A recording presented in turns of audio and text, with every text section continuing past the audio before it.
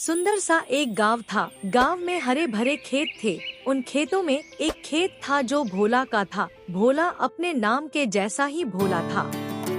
उसके बड़े भाई ने उसे धोखा देकर अच्छी जमीन अपने नाम कर ली और छोटे से बंजर जमीन को अपने भाई भोला को दे दी। भोला इतना सब होने के बाद भी अपने बड़े भाई को एक भी शब्द गलत नहीं बोला। उसका परिवार खाने के लिए हर रोज तरसता था। एक सुबह भोला जंगल के पास एक बड़े से पेड़ के नीचे उदास बैठा था। तभी उसके पास एक बूढ़ी माँ आई। वो भी उसके पास बैठ गई। भोला को निराश देख बोली, क्या हुआ बेटा, तुम इतना उदास क्यों लग रहे हो? माँ, मेरे बीवी बच्चे घर में भूखे हैं और मेरा खेत भी बंजर है। उस खेत में मैं अन्न नहीं उगा सकता। मैं क्या करूँ माँ?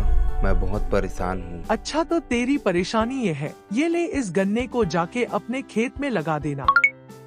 भोला को कुछ समझ नहीं आया। उसने गन्ना लिया और बोला, ठीक है माँ, आपका धन्यवाद। वह घर गया और गन्ने को खेत में लगा दिया। अगली सुबह बंजर खेत में बहुत सारे गन्ने उग गए और उनके बीच में एक सोने का गाना था। भोला ने अपने बीवी बच्चों को आवाज लगाई। सभी गन्नों और सोने के गन्ने को देख हैरान हो गए। भोला बोला, जरूर वह माता जी हमारे मदद के लिए ही आई थी। हाँ, आपने सही कहा। फिर भोला ने उस गन्ने को तोड़ा और गांव में सोने की दुकान में गन्ने को बेचकर अगले ही दिन भोला ने गन्ने का दुकान खोल लिया।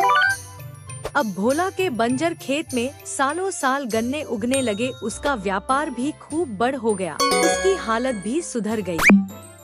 इस कहानी से हमें यह सीख मिली कि हमें कभी भी निराश नहीं होना चाहिए और किसी की तकलीफ में हमें उनकी सहायता करनी चाहिए।